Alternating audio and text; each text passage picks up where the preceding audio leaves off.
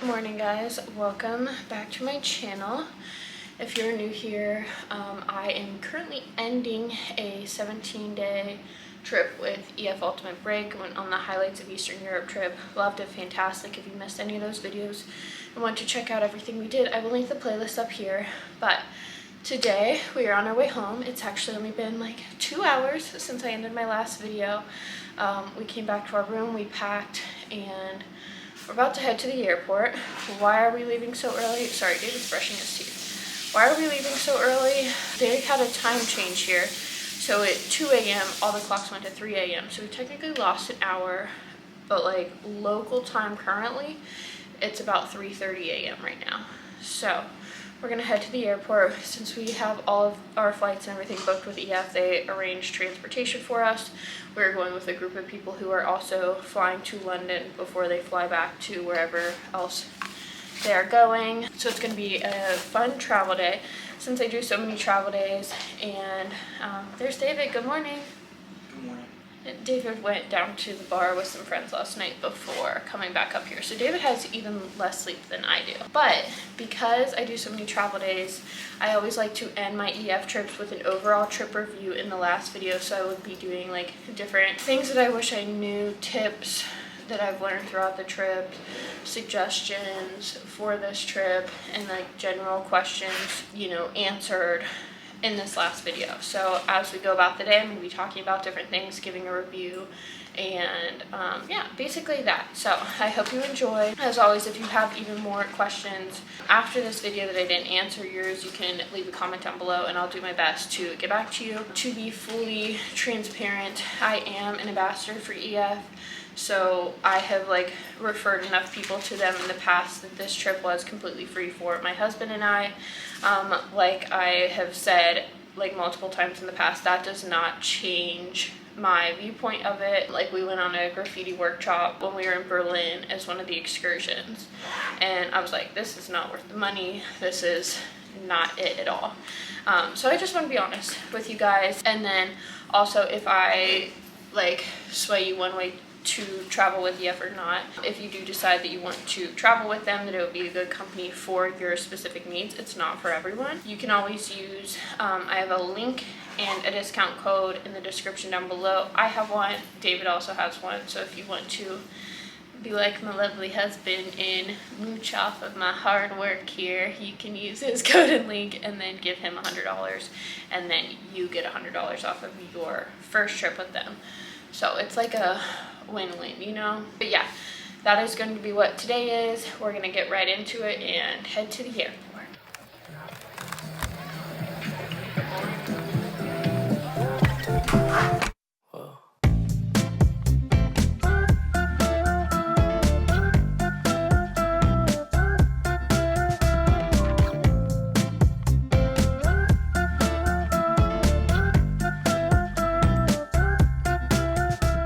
We're through security, everything. We just said goodbye to our little group of friends. They came in the first bus this morning and are boarding their flight now. So we're gonna now go find our gate. One question that I'm always asked for my EF videos is, am I going to get lost in the airport? And I just want to address it again. The airports are the one place in the world that are designed for people who have never been there before to find out where they're going. A lot of times they have multiple languages, colors, numbers, signs, anything you can read. You can always ask someone. Like, I don't personally know you, I don't know how you travel, but I've never struggled with getting lost in an airport before. So I just wanted to address that. And then when I'm not walking, I know the camera's like shaky when I walk. When I'm not walking anymore, I'm going to tell you guys, I have a list of suggestions of what to pack from other travelers on this tour with me. Things that we either brought and didn't need, or needed and didn't bring, or had to buy, or like whatever. So I'm gonna go over that when we find our gate. Walk into the place, a spot you from a ways. My heart, it started racing.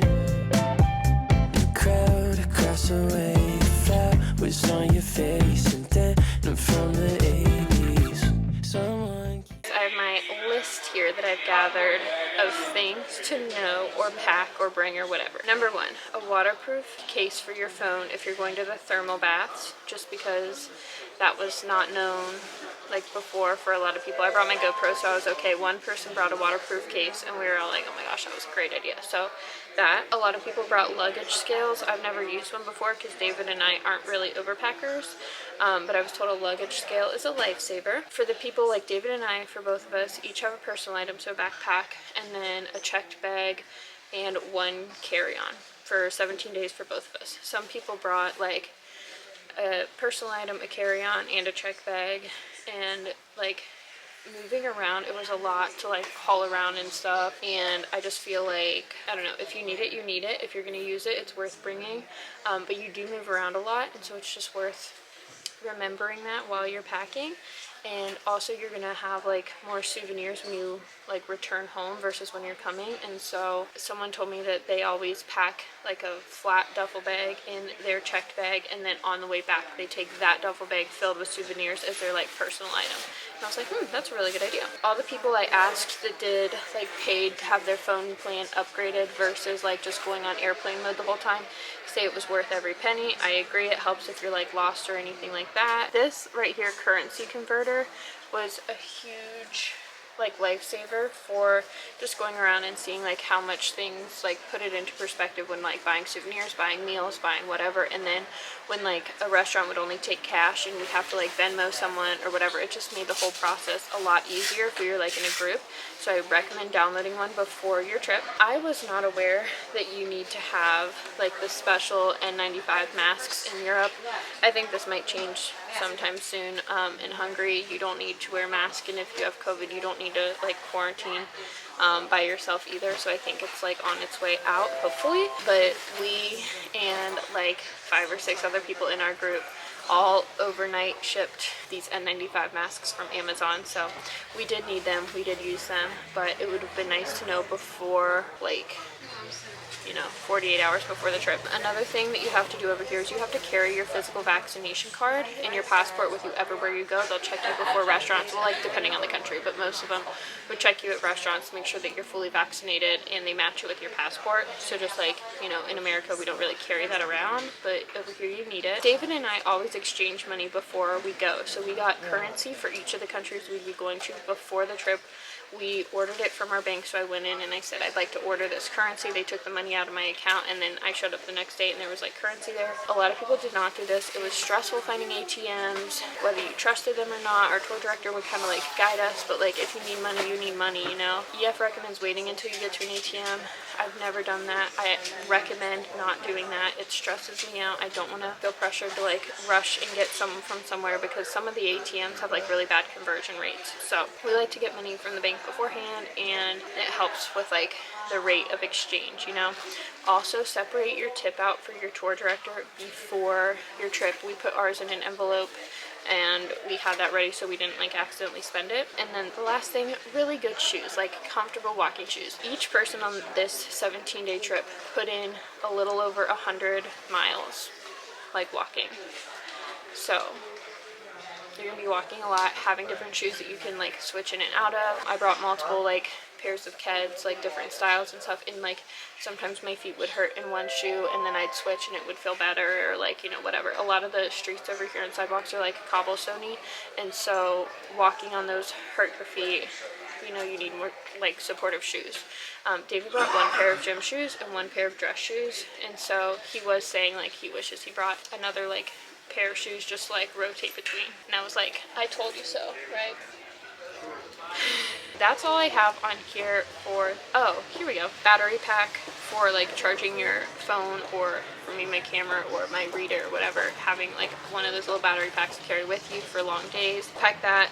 Someone said a Tide stick. Layers for warm. We started our trip and we were in like coats, hats, gloves. We had hand warmers. It was freezing. We ended our trip. We were walking around in swimsuits at the thermal baths. It was perfect weather. It was warm, sunny. We loved it. So layers, so you can go on and off, especially in March. And then last thing, adapter slash converter. Someone fried their adapter because they didn't have like the converter, so, or vice versa. But I have one linked down below in my Amazon shop that I love. It worked for everything. It has a lot of like USB ports and then also outlets to plug stuff in. So that is that. Hopefully that helps. I'm gonna try to I have like a bunch of notes here to like organize. So hopefully that helps, but I will keep organizing this, do like little tips throughout the day today. It's blocking my way. I can't feel farther away. Wait on a moment to say that I want you. You know that I want you.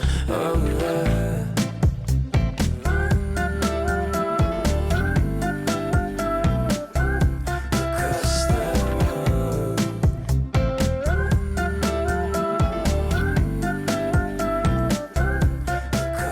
We made it to London. The next thing that I want to talk about is making friends and roommate situations. So I'm asked all the time, like, oh, I'm going to be a solo traveler. Will it be hard for me to make friends, or will I be by myself the whole time, or how will it work? You really kind of get out of the trip what you put into it. So the first few days it is important to go around and like introduce yourself to people, find things that you have like in common with them, and like put in an effort to make friends. If you make no effort to talk to anyone, they're not going to make an effort to talk to you, and you know, it's going to be more of a lonely trip.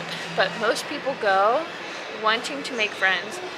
I don't think, well, I met one couple one time who wanted to go and just like not talk to anyone, and like that's okay, but most people go with the mindset of, oh, I want to go and make new friends. And I mean, this time, like usually David and I try to like meet absolutely everyone in the group, and this time with COVID, like I was a little nervous about like our little bubble, because I've been like stuck with COVID, and COVID has ruined so many vacations for us that like I did not want to get stuck in Budapest. And so I didn't talk to as many people as I usually do, but the group that we like got closest to and stuck with, like I really enjoyed hanging out with them. I feel like you guys might not see a lot of that on camera, just because for me, I put my life out there, and it's one thing for me to be like, oh, you know, I'm gonna vlog today, but it's like another thing if I'm like, oh, meet this person, like here's the camera in your face. So I try not to like do that, but we have lots of cute pictures, and it was like so fun. So yes, it's easy to make friends if you like put yourself out there and like have the mindset that you want to make friends. That's important. I will say another thing with rooming situations. David and I did the rooming upgrade, so we paid extra to have a double room, just the two of us. Most regular EF trips are like hostel style, so you can get like multiple people for a room. This past trip we had one stay where there were 10 girls per room, but it wasn't like a regular hotel room. It was like you walked in and it was a suite with like a kitchen and a sitting area, and then like multiple like bedrooms like spread out, and then like they had stairs to go upstairs, and it was just like, it was pretty cool. And I will say that like rooming with people, like when I went to Ireland and just roomed with random people, I like made such close friends with that. Like your roommates are who you get closest to, and it was like a fun experience. I will say you have to be courteous, and a lot of times you can like request changes of roommates as your trip goes on. Like you get closer to some people and not others, so like sometimes the first rooming situation isn't always it, but like be courteous to your roommates. Like if you are someone who goes to bed at like 10 or 10:30 and like lights out, like that's great. But if you're rooming with someone who likes to go out and they're partying until like 3 or 4 in the morning every night, and they're being super loud and noisy when they come back, like you just have to be courteous. That's important.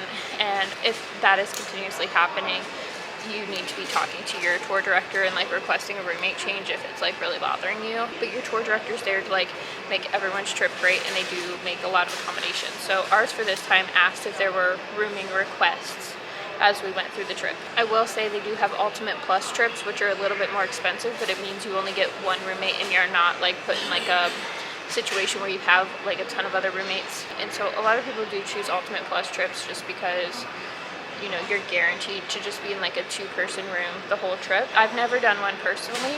Our Iceland one was supposed to be Ultimate Plus, but David got COVID, so we didn't go. So I don't really know from experience if they're like I don't know.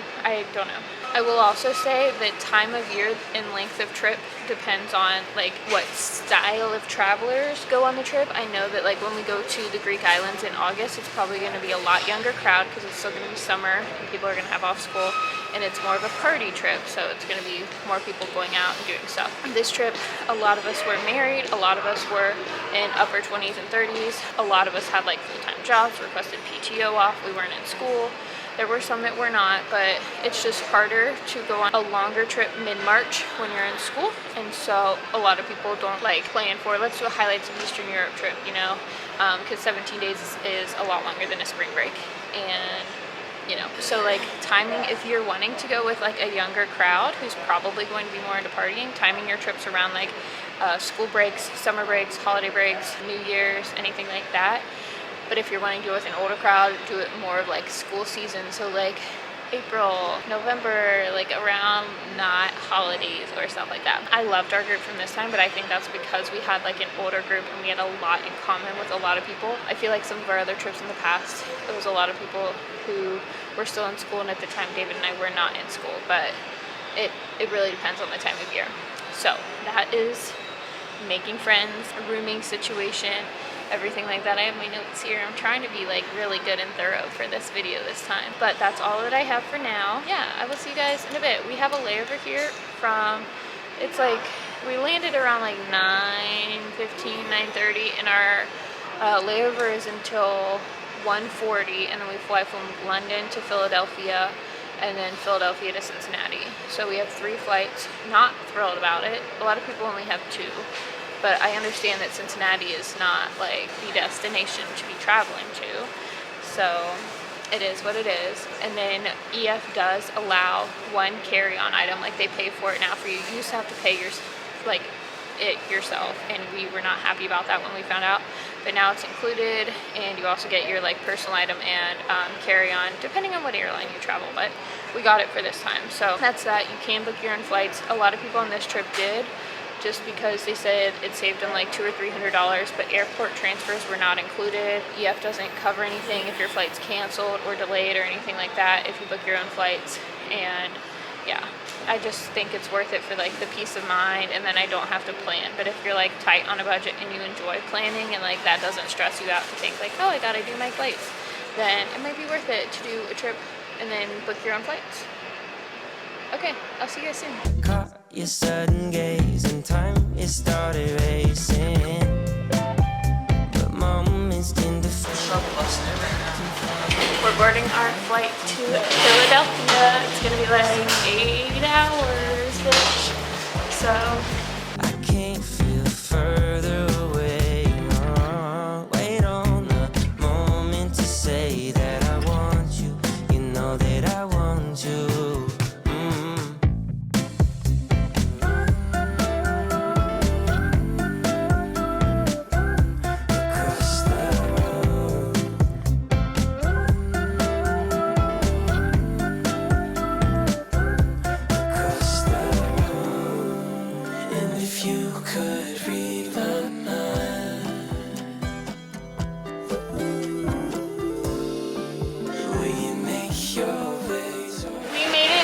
Philadelphia.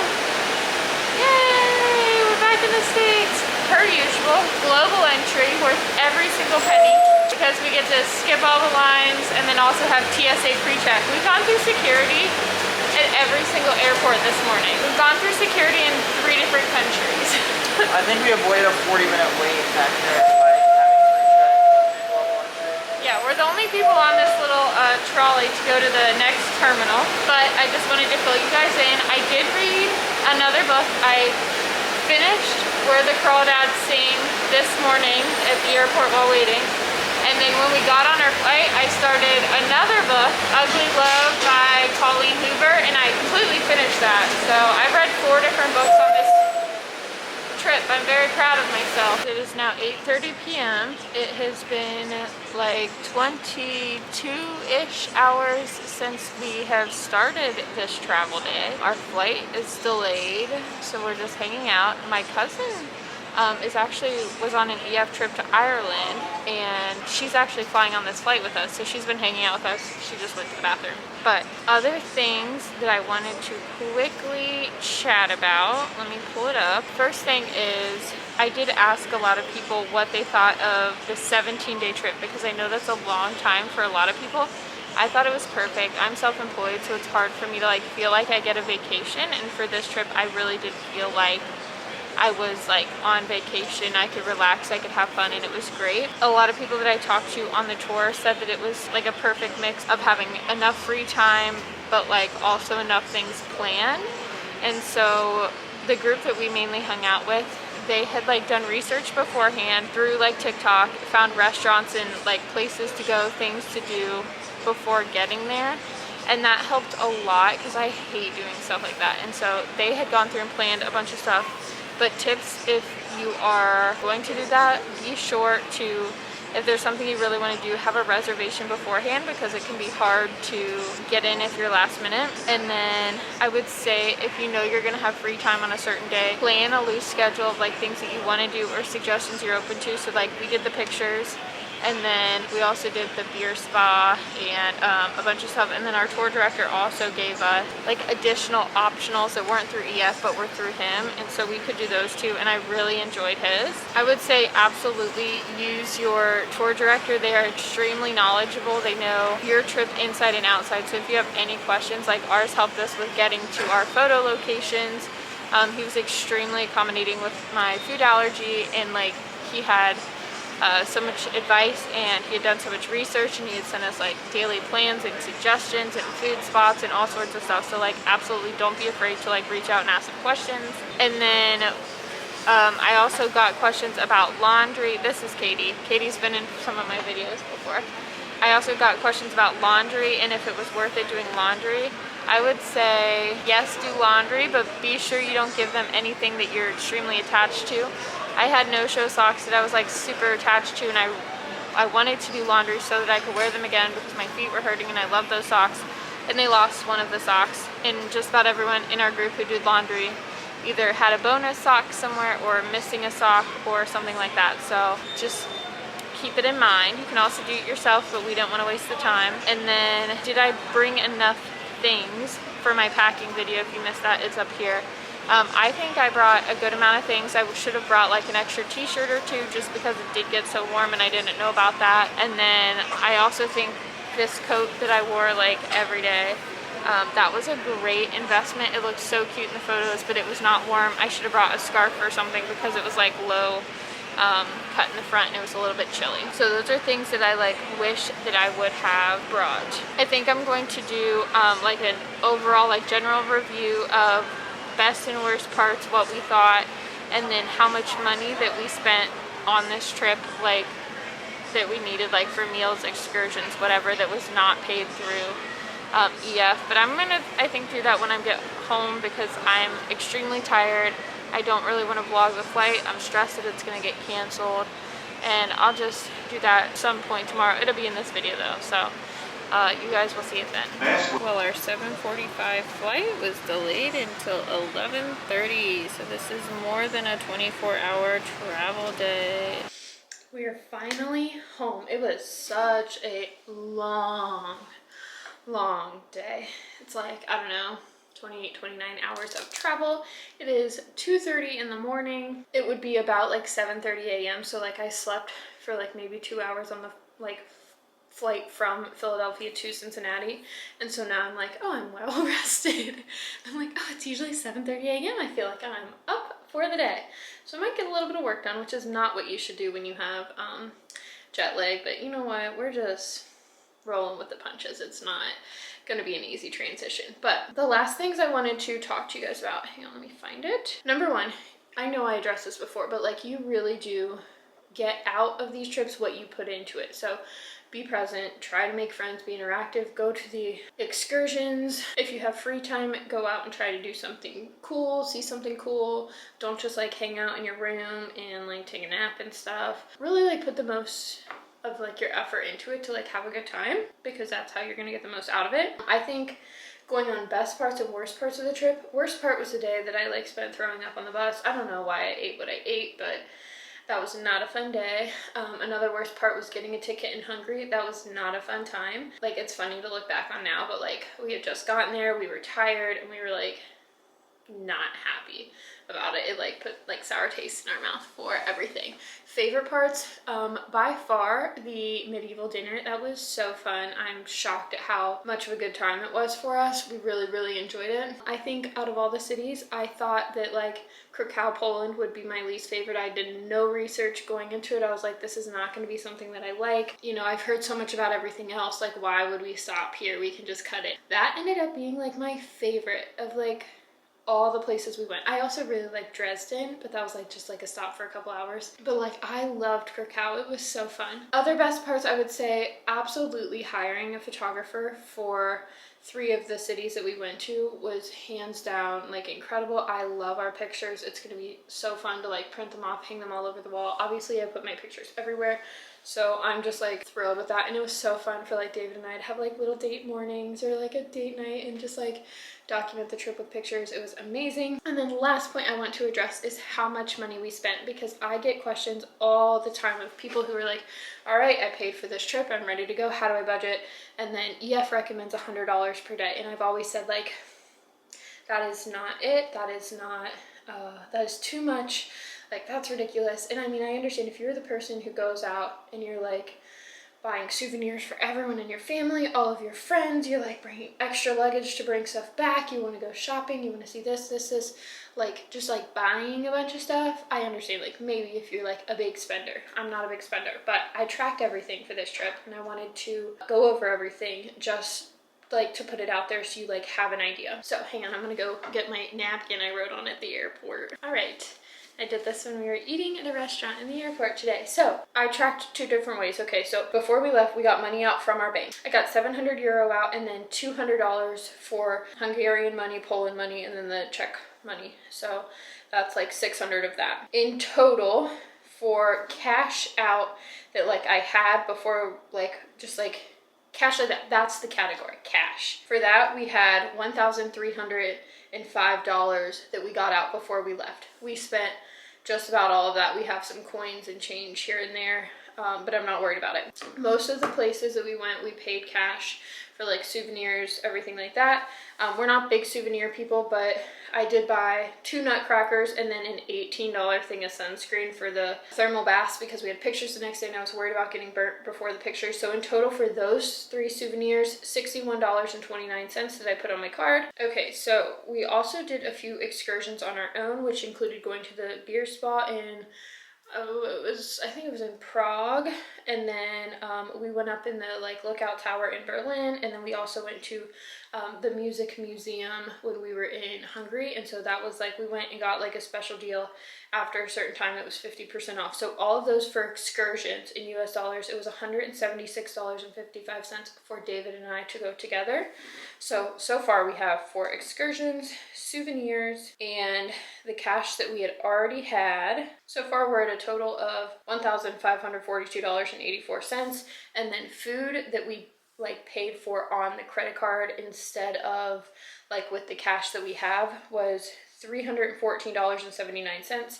David and I did not go into this with like a budget or a plan, and like everywhere we went, you don't get like water for free in Europe like you do in America. They kept telling us no tap water, and so we'd have to get like bottles of water to pay for, so we had to pay for like drinks and stuff at every meal. David and I total for the whole trip, all the cash we got out and everything we put on the card was $1,857.63. Divide that by the 17 days that we were there is $109 per day for both of us. So divided by 2 would be like $55 a day is how much we spent. We did not limit ourselves for food or souvenirs. We got extras like gelato or, you know, a cake here and there, whatever. So that's how much we spent per day. So I think that's pretty good for a 17-day trip. we really had a good time. Like, I 10 out of 10 absolutely recommend this trip. If you're interested in it, let me know if you have any questions. And then as always, we do have our links and codes in the description box down below. If you have not traveled with EF before and you're interested in it, you can use one of our links or codes. We have both of them down there because we're both ambassadors. You can use one of them to get $100 off your first trip with them, and then that also helps us continue to be able to travel with them and share these videos and show what it's like. So let me know if you have any questions. Thank you so much for watching this series. We had the best time. I really loved and enjoyed it, but I'm so happy to get home and be home. And maybe I'll put a clip in here at the end of us getting our dog, because you know our flight was delayed, so we didn't have my dad pick us up with him at the airport. So hopefully we get him back tomorrow. But that is it. Thank you so much for watching, and I will see you guys soon. Bye. I love you. Oh, thank you. Alright guys, instead of us surprising Finn and going and getting him today, since we got back so late last night, my dad actually surprised us instead of us going to pick up Finn. Hello, thank you. This afternoon. He showed up on our doorstep this morning a little before 7 a.m. and said, "Here's your puppy back." So, oh, I miss him so much, but he is so sleepy. Obviously I wasn't expecting it and we were sleeping, so there is no footage of it, but he was really excited to see us. But since for 17 days he got to spend time playing with all of his dog friends, he is just so sleepy. I love you. And he's been sleeping pretty much all day. Alright, Finn. Tell them thanks for watching. You'll see them next time. Bye.